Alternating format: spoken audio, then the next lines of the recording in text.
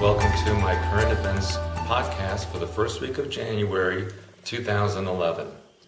Lately, there's been a lot of talk on the internet and in magazines about what we can expect in 2011 in regards to UFO activities and announcements. And over the years, I'm sure many of you have heard many different stories about revelations, how they're going to talk about UFOs, what the government is going to admit. And of course, almost every single one of them, if not all of them, has not come true. Well, in recent times, there's been more credible stories or evidence that perhaps something will happen this year.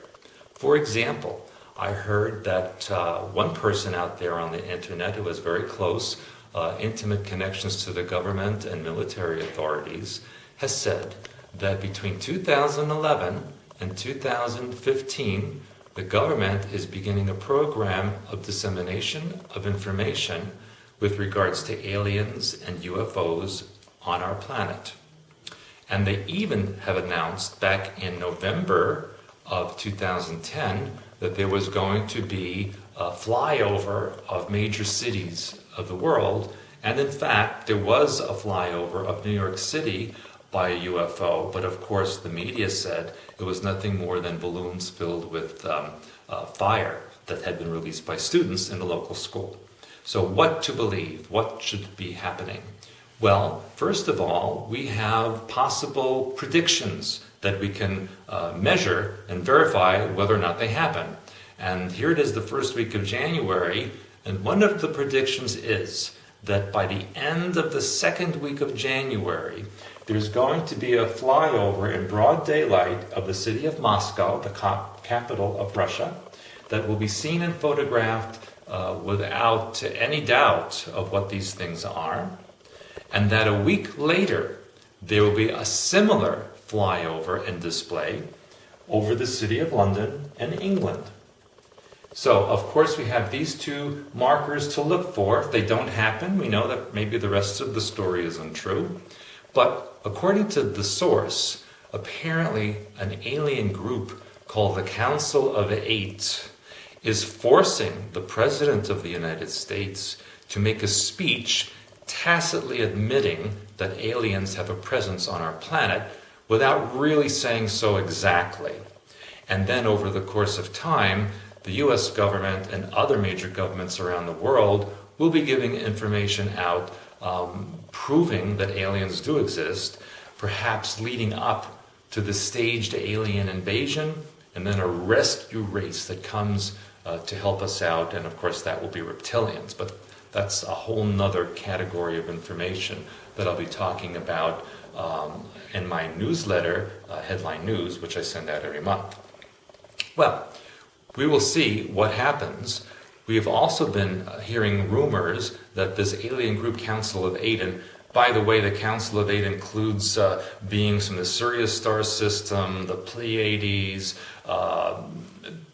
Boots star system, and there's a couple of star systems that no one's ever heard of, and we don't know if it's because the aliens named their star system that way or if they just made up names. We don't know, but I am investigating that. But according to this report, between now and 2015, this alien Council of Eight is breaking their own rules by interfering in mankind's agenda and cleaning up the Earth because it's been so polluted and toxic. And I imagine it's because they want the Earth, and so they're cleaning up the rooms, so to speak, so they can use them. But I've heard that before over the years from New Age sources, of course, that never came true. They also said that by the year 2014, there would be an alien representative who will actually give a speech at the United Nations. So that's interesting because it implies a couple of things. First of all, the world's not going to end in 2012 if there's going to be a speech in 2014 at the United Nations. And second of all, that within a very short period of time, an alien presence will be accepted enough for this representative or emissary to actually make a speech at the United Nations and be accepted. So we'll see what happens, and I'll keep you posted on all that. But in addition, there's other things going on that you should be aware of. And again, happens to be located in Europe. And if we look at the map right here in southern Italy, near the city of Naples, we all know about the Mount Vesuvius volcano that erupted in ancient times, Roman days, and destroyed the city of Pompeii. And of course, you can go see the ruins there. However, what people don't realize is that Pompeii, or the Mount Vesuvius volcano, is actually a little blip on a larger caldera volcano, which encompasses the northwestern side of the city of Naples and is quite huge, and actually exploded 39,000 years ago and created the bay upon which Naples sits, and even the city of Sorrento.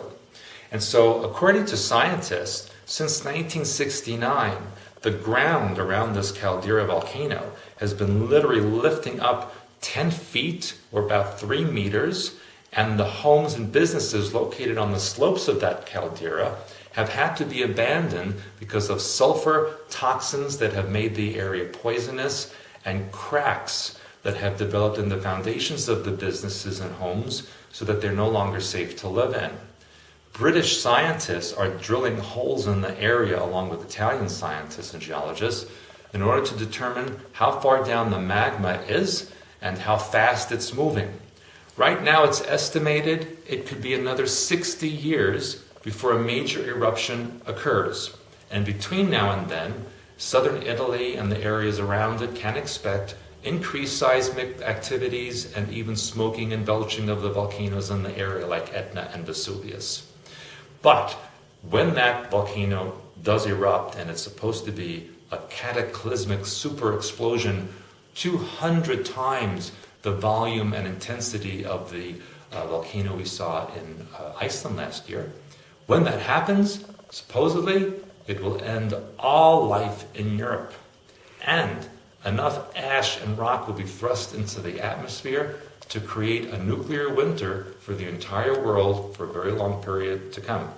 So let's hope the British and Italian geologists do find out a date and are able to at least warn us, if not do something about that, before it happens, and so that we can prepare for that. There's a lot going on in the world, and I'll have more information for you next time. Until then, please go to my website, expansions.com. A lot of great information. Please sign up for the free newsletter, as well as for my headline news, which I send out once per month, delivered right to your door with a CD, so you can hear my wonderful voice in your vehicle or wherever you'd like to listen to it. It's a very great, wonderful item to have every single month. So until next time, this is Stewart A. Swerdlow signing off.